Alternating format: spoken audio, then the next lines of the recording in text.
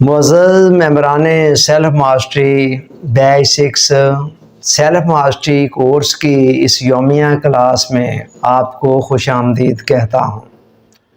آج کل ہمارا جو ٹاپک چل رہا ہے وہ ہے 7 habits of highly effective people, مؤثر ترین اور کامیاب ترین لوگوں کی 7 عادات۔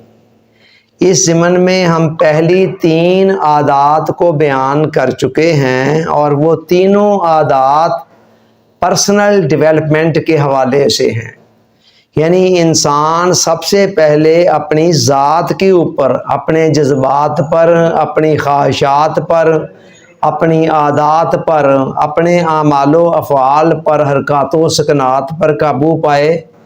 سادہ لفظوں میں پہلے اپنے آپ کو فتح کرے، اس کے بعد وہ اس قابل ہوتا ہے کہ وہ زمانے کو فتح کر سکے۔ تو پہلی 3 عادتیں اپنی ذاتی فتح کے حوالے سے ہیں۔ آج ہم چوتھی عادت کو ڈسکس کرنے جا رہے ہیں، اور یہ چوتھی عادت آگے پھر ماحول اور معاشرے کو فتح کرنے اور مسخر کرنے کا پہلا زینہ ہے۔ یعنی پہلی 3 عادتیں اپنی ذاتی فتح کے حوالے سے ہیں، اور اگلی 3 عادتیں جو ہیں وہ ماحول اور معاشرے کے اندر ایک بھرپور، ایک مؤثر اور جاندار کردار ادا کرنے کے حوالے سے ہیں۔ تو جس طرح میں نے پہلے بھی بتایا کہ پہلی منزل پہلے ہوتی ہے اور دوسری منزل بعد میں اس کے اوپر تعمیر ہوتی ہے، یہی معاملہ یہاں ہے۔ سب سے پہلے ہمیں اپنے آپ کو مسخر کرنا ہے، اور اس کے بعد ہی ہم اس قابل ہوں گے کہ ہم ماحول اور معاشرے کو مسخر کر سکیں۔ تو بیشتر لوگ غلطی ہی یہ کرتے ہیں کہ وہ اپنے آپ کو مسخر کیے بغیر ماحول اور معاشرے کو مسخر کرنے چل پڑتے ہیں، اور نتیجہ یہ نکلتا ہے کہ نہ اپنے آپ کو مسخر کر پاتے ہیں اور نہ ماحول اور معاشرے کے اندر ہی کوئی جاندار کردار ادا کر پاتے ہیں۔ یہاں ایک اور بات سمجھ لیں کہ کوئی بھی شخص جس بھی ماحول میں رہ رہا ہوتا ہے وہ اپنے ماحول کے اندر کئی قسم کی تبدیلیاں دیکھنا چاہتا ہے، اور اسی طرح کئی مقاصد ہوتے ہیں جن کو وہ حاصل کرنا چاہتا ہے۔ لیکن دنیا کا کوئی بڑے سے بڑا جینیس مائنڈ شخص بھی اس قابل نہیں ہے کہ وہ دوسرے لوگوں کے تعاون کے بغیر اکیلا ہی اپنے منصوبوں کے اندر رنگ بھر سکے۔ اسے قدم قدم پر دوسروں کے تعاون کی ضرورت پڑتی ہے، اور دوسروں کا تعاون حاصل کرنے کے لیے ان کے ساتھ خوشگوار تعلقات کا قائم ہونا بہت ضروری ہے۔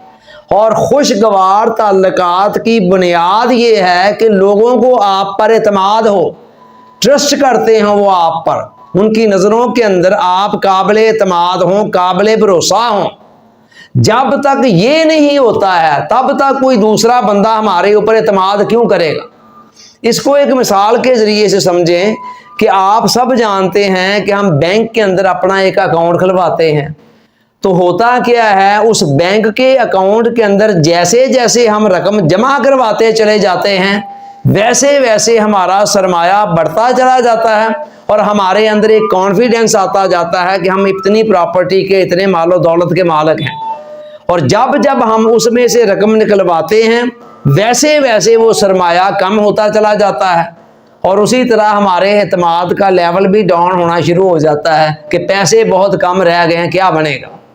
جس طرح بینک کے اندر ایک اکاؤنٹ کھلتا ہے، اسی طرح ایک اکاؤنٹ وہ ہے جو انسانی سطح پر کھلتا ہے، دوسرے لوگوں کے دل و دماغ کے اندر کھلتا ہے۔ اس اکاؤنٹ کو ہم جذباتی اکاؤنٹ کہہ سکتے ہیں۔ مطلب یہ ہے کہ دوسروں کا ہمارے اوپر ٹرسٹ کتنا ہے، اعتماد کتنا ہے، ہمارا وقار کتنا ہے ان کی نظروں کے اندر۔ اس اکاؤنٹ کے اندر بھی ہم کبھی رقوم جمع کروا رہے ہوتے ہیں اور کبھی نکلوا رہے ہوتے ہیں۔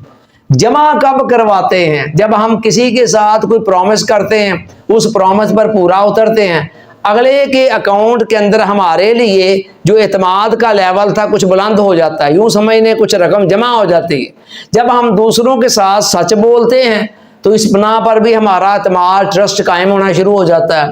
جب ہم دیانتداری کا ایمانداری کا مظاہرہ کرتے ہیں، 2 نمبری نہیں کرتے ہیں، تب بھی ہمارے اکاؤنٹ کے اندر وہ رقم جمع ہونی شروع ہو جاتی ہے اور دوسروں کی نظروں میں ہمارا اعتماد بلند سے بلندتر ہوتا چلا جاتا ہے۔ اس کے برعکس جب ہم 2 نمبری کرتے ہیں، چیٹنگ کرتے ہیں، وعدہ خلافی کرتے ہیں، جھوٹ بولتے ہیں، مکاری سے عیاری سے کام لیتے ہیں، لالچ حرص طمع کا مظاہرہ کرتے ہیں، اسی حساب سے دوسروں کی نگاہوں کے اندر ہمارا وقار کم سے کم تر ہوتا چلا جاتا ہے۔ دیکھیں آپ کے دوست احباب میں، حلقہ احباب میں ایسے بھی لوگ ہوں گے کہ ایک بندہ اگر 100 روپیہ بھی آپ سے مانگیں تو شاید آپ ہزاروں روپے ہونے کے باوجود بھی اس کو ادھار 100 روپیہ دینے کے لیے تیار نہ ہو۔ وجہ کیا ہے؟ اس کے اعتماد کا لیول، آپ کی نظروں میں اس کا جو بینک اکاؤنٹ تھا نا، اس کا 0 پہ آیا ہوا ہے لیول، تو آپ سمجھتے ہیں کہ یہ 100 دے کر ہی کمانا ہے۔ اور ایسے لوگ بھی ہیں جو 10,000 اگر آپ کے سے مانگیں اور آپ کے پاس موجود بھی نہ ہو تو آپ کہیں اچھا یار میں دائیں بائیں سے پکڑ کر دیتا ہوں، میرا یار ہے، میرا دوست ہے، میرا عزیز ہے، اس نے مانگا ہے۔ وجہ کیا ہے؟ اس بندے کے ساتھ آپ کے اعتماد کا لیول آسمانوں پر ہوتا ہے، یعنی کئی مرتبہ اس نے یہ ثابت کیا ہوتا ہے۔ تو یہ اکاؤنٹ کھلوانا بہت ضروری ہے اور اس اکاؤنٹ کے اندر مسلسل رقوم کو جمع کرانا اور حتی الوسع ایسے کاموں سے بچنا جن کے ذریعے سے اس اکاؤنٹ کے اندر رقم کم ہوتی چلی جائے اور ہمارے اعتماد کا لیول دوسروں کی نظروں میں کم ہوتا چلا جائے، یہ بہت ضروری ہے۔ آج اگر آپ اتنے لوگ آ کر مجھے سن رہے ہیں اور کنٹینیوسلی ہر روز آتے ہیں، تو کوئی اگر فرض کریں آپ نے ابتدا میں 2-4 لیکچروں میں دیکھا ہوتا کہ یہ تو بندہ جھوٹ بھی بول لیتا ہے، وعدہ خلافی بھی کر لیتا ہے، کل یہ فلاں بات کر رہا تھا، آج فلاں بات کر رہا ہے، تو آج آپ میں سے کس نے ہونا تھا؟ یہاں سوال ہی پیدا نہیں ہوتا ہے۔ تو آج اگر آپ اپنی مصروفیات کو چھوڑ کر یہاں سامنے بیٹھے ہوئے ہیں میرا لیکچر سننے، وجہ کیا ہے کہ پچھلے جب سے میرا اور آپ کا تعلق ہے اس میں آپ نے اکثر و بیشتر دیکھا ہے کہ جو بندہ یہ بات جو کرتا ہے اس کے اوپر پورا بھی اترتا ہے، بلا وجہ کوئی 2 نمبریاں نہیں کرتا ہے، کوئی اور ہینکیاں پھینکیاں نہیں کرتا ہے، کوئی چیٹنگ نہیں کرتا ہے، کوئی وعدہ خلافی نہیں کرتا ہے، جھوٹ نہیں بولتا ہے، وغیرہ وغیرہ۔ یہ چیزیں آپ نے دیکھی اور آپ کے اعتماد کا لیول بڑھتا چلا گیا۔ چلیں اب اس بنیادی بات کو سمجھ کر اب ہم سمجھتے ہیں کہ چوتھی عادت کیا ہے۔ چوتھی عادت کہتی ہے تھنک ون ون، جس کا ترجمہ میں نے اپنی کتاب کے اندر کیا ہے جیتنا اور جیتنے دینا۔ یعنی بندہ جب دوسروں کے ساتھ تعلقات معاملات کر رہا ہو، صرف اپنا فائدہ نہ سوچے کہ بس میرا فائدہ ہو جائے اگلا جائے جہنم میں معاذ اللہ ثم معاذ اللہ، ایسے نہیں، یہ سوچ نہیں ہونی چاہیے، بلکہ اپنے فائدے کے ساتھ ساتھ اپنے نفع کے ساتھ ساتھ دوسروں کا فائدہ اور دوسروں کا نفع بھی سوچنا چاہیے۔ عام طور پر سوسائٹی کے اندر لوگوں کا مائنڈ سیٹ یہ ہوتا ہے، وہ یہ سمجھتے ہیں کہ ایک کا کسی بھی ڈیلنگ کے اندر، سودے کے اندر اگر ایک کا فائدہ ہوگا تو دوسرے کا لازمی نقصان ہونا ہے۔ چنانچہ ہر کوئی اپنا فائدہ چاہتا ہے، تو پھر لوگوں کا مائنڈ سیٹ کیا ہوتا ہے کہ یار میرا فائدہ ضرور ہونا چاہیے، میں دوسرے کے ساتھ جو بھی معاملات کروں، جو بھی سودا کروں، جو معاملات کروں جس رنگ کے اندر بھی، اس کے اندر مجھے فائدہ ملنا چاہیے۔ اور چونکہ مائنڈ سیٹ یہ ہوتا ہے کہ میرے فائدہ ملنے کی صورت میں دوسرے کو لازماً نقصان ہونا چاہیے، پھر بندہ کہتا ہے ٹھیک ہے اگلے کو گھاٹا ہونا چاہیے، مجھے فائدہ ملنا چاہیے۔ یہ سوچ بالکل غلط ہے اور دین اور ایمان کے تو بالکل ہی خلاف ہے نا۔ حضور علیہ السلام نے کیسی خوبصورت بات فرمائی، فرمایا لا یؤمن احدکم حتی یحب لاخیہ ما یحب لنفسہ، تم میں سے کوئی شخص اس وقت تک ایمان کی حقیقت کو اور کمال کو نہیں پا سکتا جب تک وہ اپنے مسلمان بھائی کے لیے بھی وہی پسند نہیں کرتا جو وہ اپنے لیے کرتا ہے۔ اتنے کمال کی حدیث ہے کہ اگر یہ ایک حدیث ہمارے قلب و باطن میں بیٹھ جائے تو حقوق العباد کے حوالے سے جتنے معاملات ہیں وہ سارے کے سارے سالو ہو سکتے ہیں۔ جب بھی ہم کسی کے ساتھ کوئی ڈیل کر رہے ہوں تو اپنے آپ کو اس کی جگہ پر رکھ کر سوچیں کہ اگر اس کی جگہ پر میں ہوتا تو میں اس سے کیا چاہ رہا ہوتا، جو کچھ میں نے چاہ رہا ہونا تھا نا اس بندے سے، وہی کچھ اب میں دوسرے کو دینے پر تیار ہو جاؤں۔ اور ظاہر ہے ہر کوئی اپنا فائدہ سوچتا ہے، تو اس عادت کا کہنا ہے کہ آپ خالی اپنا فائدہ نہ سوچیں، یہ لالچ ہے، حرص ہے، طمع ہے، جو ایمان کے بالکل منافی ہے۔ آپ دوسرے کا بھی فائدہ سوچیں۔ اچھا کھیل کے میدان کے اندر تو یہ ممکن ہے کہ ظاہر ہے ایک کھلاڑی اگر جیتے گا تو دوسرا ہارے گا، ایک ٹیم جیتے گی دوسری ہارے گی، مگر یہ ضروری نہیں ہے کہ زندگی بھی کھیل کا میدان ہو. یہاں پر یہ بھی ممکن ہے کہ سوسائٹی کے اندر رہتے ہوئے آپ بھی جیت رہے ہوں اور دوسرے بھی جیت رہے ہوں. زندگی کو کھیل کا میدان نہ سمجھیں، یہ اس سے مختلف ہے. اب یہ سوال یہ پیدا ہوتا ہے کیسے یہ ممکن ہے جی سارے ہی جیت جائیں، سب کا فائدہ ہو جائے، سب کا بھلا ہو جائے. آئیے ایک مثال کے ذریعے سے اس کو سمجھتے ہیں. حضور علیہ السلام کی اوائل عمری کے اندر حضرت اسود کو جب خانہ کعبہ کی تعمیر نو کے موقع پر خانہ کعبہ کے اندر رکھنے کا وقت آیا تو ہر قبیلے نے چاہا کہ یہ سعادت ہمیں ملنی چاہیے. آپس میں لڑائی جھگڑا ہونے کا امکان تھا کہ طے پایا کہ چلو کل صبح جو سب سے پہلے خانہ کعبہ کے اندر انٹر ہوگا وہی اس کا فیصلہ کرے گا، اور وہ جو مرضی کر دے یا وہی رکھ دے گا. پھر کیا ہوا؟ نیکسٹ اللہ تعالیٰ کی عین پلاننگ کے مطابق حضور علیہ السلام سب سے پہلے خانہ کعبہ میں آئے. تو لوگوں نے کہا ٹھیک ہے جی آپ رکھیں اس کو. تو آپ نے فرمایا نہیں، ایسے نہیں، میں اکیلا نہیں رکھوں گا، آپ سب رکھیں گے. آپ نے ایک بڑی ساری چادر منگوائی، اس کے اندر حجر اسود کو رکھا. ہر قبیلے کے سردار کو بلا کر کہا آپ ایک کونا پکڑے، آپ یہاں سے پکڑے، آپ یہاں سے کنارے سے پکڑے. اس طرح سب نے پکڑ کر اٹھایا اور حضر اسود خانہ کعبہ کی دیوار کے پاس لے گئے، اور حضور علیہ السلام نے اپنے دستے مبارک میں پھر وہاں سے وہ دیوار کے اندر چن دیا. تو اس طرح ہر قبیلے نے یہ سمجھا کہ سعادت کے اندر ہمارا بھی حصہ شامل ہو گیا. یہ ہے وہ ون ون والی سوچ. دیکھیں کہ حضور علیہ السلام نے خود بھی یہ سعادت لی اور دوسروں کو بھی اس کے اندر کسی نہ کسی طرح شامل کر دیا.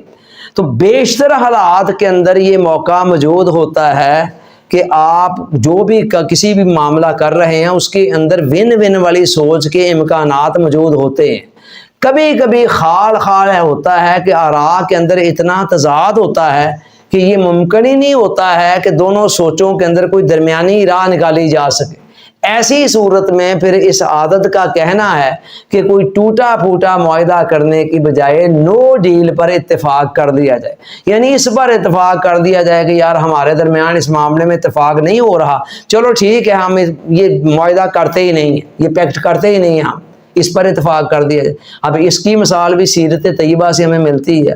حضور علیہ السلام کو کافروں نے کہا کہ یا رسول اللہ، اے محمد صلی اللہ علیہ وسلم، ایسے ہے کیا ہمارا روز روز کا تنازع بنا ہوا ہے، ایسے کرتے ہیں 1 سال آپ ہمارے ان جھوٹے خداؤں کی عبادت کر لیں اور 1 سال ہم سب لوگ مل کر آپ کے خدا کی عبادت کریں گے. اب ظاہر ہے دوسرے خداؤں کی عبادت کرنا شرک اور اللہ کی عبادت کرنا توحید، اور توحید اور شرک کے درمیان تو کوئی ایسی مصالحت ممکن ہی نہیں ہے کہ درمیانی راہ کو نکال لی جائے. چنانچہ یہاں ڈیل ممکن نہیں تھی تو قرآن کی پوری صورت آ گئی قل یا ایھا الکافرون لا اعبد ما تعبدون. اس کا آخری جملہ ہے لکم دینکم ولی دین، تمہارے لیے تمہارا دین، ہمارے لیے ہمارا دین. مطلب یہ ہے کہ ہم اس معاملے کے اندر کوئی ڈیل نہیں کر سکتے ہیں، ہم نو ڈیل پر اتفاق کر دیتے ہیں. تو کبھی کبھی ایسے ممکن ہے کہ کوئی ایسی سچویشن ہو کہ جہاں ون ون والا معاہدہ کرنا ہو، ایسا کوئی حل پاسبل نہ ہو. ایسی صورت میں ٹوٹا پھوٹا معاہدہ کرنے کی بجائے جس میں کوئی ایک فریق سمجھ رہا ہو میں کامیاب ہوں، دوسرا سمجھ رہا ہو یار نہیں یہ کوئی اتنا اچھا معاہدہ نہیں ہے، مجھے اس میں نقصان ہے، اس طرح کا معاہدہ کرنے کے بجائے بہتر یہ ہے کہ بندہ نو ڈیل پر اتفاق کر لے. لیکن میں نے بتایا بیشتر معاملات کے اندر یہ سچویشن موجود ہوتی ہے. اصل میں ہوتا پتہ کیا ہے، کسی بھی معاملے کے اندر ہمارے سامنے 2 حال ہیں جو نظر آ رہے ہوتے ہیں. ہم معاملات کو بلیک اینڈ وائٹ کے اندر تقسیم کر کے دیکھ رہے تھے یا یہ یا پھر یہ کرنا ہے یہ کرنا ہے. کئی مرتبہ ایسے ہوتا ہے کہ وہ دونوں حل اتنے معیاری نہیں ہوتے. اس حل کو اپنانے میں بھی کچھ فائدہ ہوتا ہے اور کچھ مسئلہ بھی ہوتا ہے، دوسرے حل کو اپنانے میں بھی کچھ فائدہ ہوتا ہے، کچھ مسئلے بھی بسا ہوتے ہیں. لیکن ہماری لمیٹڈ سوچ اس دائرے سے باہر نکل کر سوچ نہیں پاتی. حالانکہ وہاں ایک تیسرا راستہ بھی ہوتا ہے، ایک تیسرا حل بھی ہوتا ہے جس کو مائنڈ سائنس کی زبان کے اندر سپیریئر سولوشن کہا جاتا ہے، برتر حل یا تھرڈ آپشن کا نام دیا تھا تیسرا حل. یہ تیسرا حل جو ہے ان دونوں کے مقابلے میں زیادہ افیکٹو ہوتا ہے. مثال دے رہا ہوں، میاں اور بیوی کے درمیان مسئلہ چل رہا ہے جی، شام کو پکنا گیا ہے. ایک کا خیال ہے جی میرا آج گوشت کھانے کو دل چاہ رہا ہے، دوسرے کا خیال ہے کہ میرا آج سبزی کھانے کو دل چاہ رہا ہے. اب یہ 2 حال ہیں، ہم عام طور پر دونوں میں الجھ کر رہ جاتے ہیں، یا گوشت پکے گا یا سبزی پکے گی، اور دونوں میں سے جو بھی پکے گا ایک کی پسندیدہ دوسرے کی ناپسندیدہ. حالانکہ یہاں ایک تیسرا حل بھی موجود ہے، اور وہ کیا ہے کہ گوشت اور سبزی دونوں ملا کر پکا دیے جائیں، اللہ اللہ خیر تھا، وہ بھی راضی اور وہ بھی راضی۔ تو لہٰذا یہ میں نے جو مثال دی ہے نا، یہ مثال زندگی کے کوئی مور دین 80% معاملات کے اندر صادق آتی ہے۔ جہاں بھی ہم الجھ رہے ہوتے ہیں، سوچ رہے ہوتے ہیں کہ یار اے حل اپناواں یا اے حل اپناواں، دونوں میں ہی اتنا پرفیکٹ نہیں ہوتا ہے کہ بندے کو دل کو مکمل طور پر لگ رہا ہو، وہاں کوئی تیسرا حل موجود ہوتا ہے جو ان کی درمیانی راہ ہوتی ہے، اور وہ دی بیسٹ ہوتا ہے۔ تو اس عادت کا کہنا ہے کہ آپ حتی الوسع کوشش یہ کیا کریں کہ معاملات کو اس طرح ڈیل کریں کہ آپ کو بھی فائدہ مل رہا ہو، اگلے کو بھی فائدہ مل رہا ہو۔